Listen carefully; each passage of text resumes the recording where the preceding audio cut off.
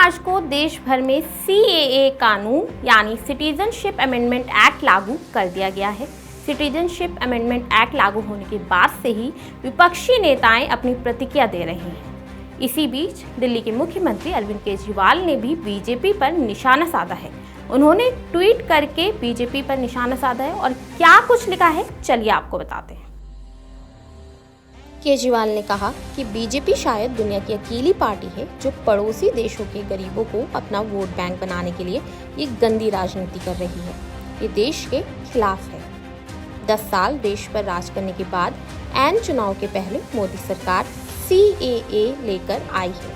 ऐसे वक्त जब गरीब और मध्यम वर्ग महंगाई से परेशान है और बेरोजगार युवा रोजगार के लिए डर डर की ठोकरें खा रहा है, उन असली मुद्दों का समाधान करने की बजाय ये लोग CAA लाए हैं। कह रहे हैं कि 3 पड़ोसी राज्यों के अल्पसंख्यकों को भारत में नागरिकता दी जाएगी, यानी ये पड़ोसी राज्यों के लोगों को भारत में लाकर बसाना चाहते हैं। क्यों?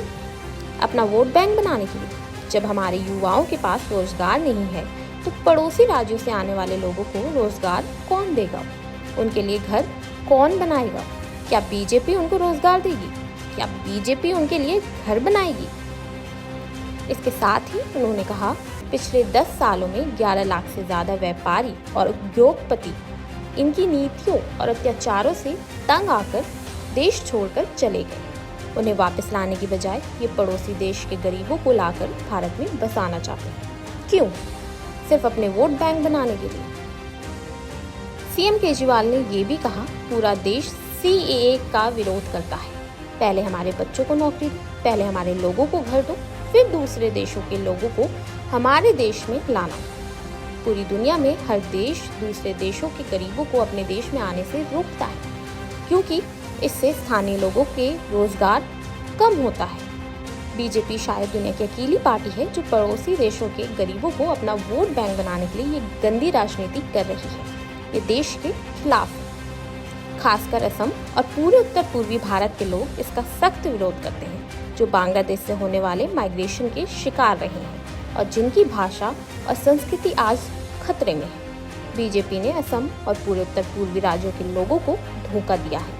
लोग इसका लोकसभा चुनाव में जवाब देंगे। देश का सियासी माहौल इस वक्त काफी गर्म है।